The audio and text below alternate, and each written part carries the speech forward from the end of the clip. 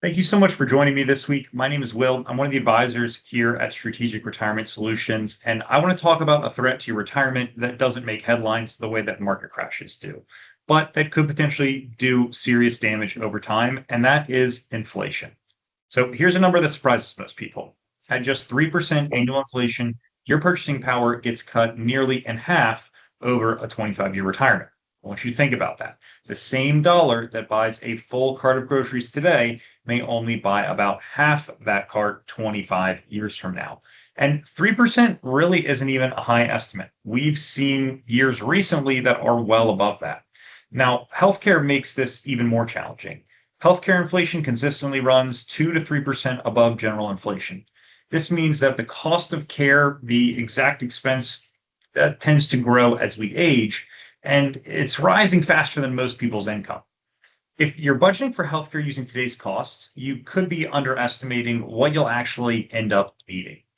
You might be thinking, well, doesn't Social Security have a built-in adjustment for this? And it does. That's called COLA, or a cost of living adjustment.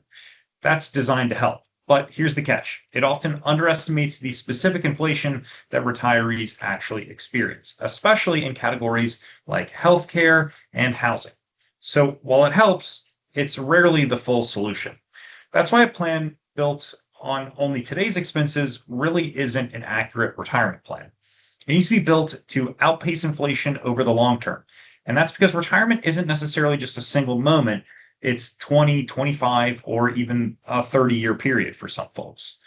Your plan needs to account for how costs will change over that whole stretch, not just how they stand right now. Here's another piece that can often catch some folks off guard, and that's that fixed income sources like pensions, when they don't have a cost of living adjustment, can lose real value every single year that inflation exists. A pension check that looked generous the day that you actually retired, that could feel a whole lot smaller 10 or 15 years down the road, and that's simply because the amount never grew. It didn't have a cost of living adjustment. So what's the answer? Well, for most retirees, it comes down to maintaining some growth allocation within your portfolio, and that's even in retirement. I know that that may sound counterintuitive because a lot of folks think that retirement means shifting everything to safe or conservative holdings, but going too conservative too early could actually end up working against you because your money needs to keep pace with rising costs over what could be a multi-decade retirement. The bottom line is that inflation is quiet, but it's persistent.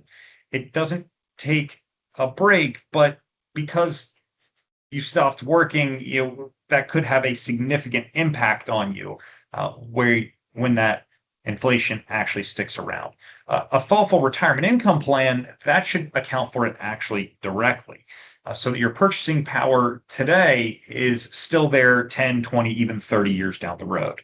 If you'd like help evaluating whether your current plan accounts for real inflation numbers, that's exactly the kind of conversation that I have with great clients week in and week out. So I'd encourage you to go to retirementprotected.com, watch our educational webinar to learn a little bit more about what comprehensive retirement planning actually looks like, and figure out, hey, what is the next step in order to retire more confidently? Again, that's retirementprotected.com. Thanks so much for joining me this week. I will see you next week.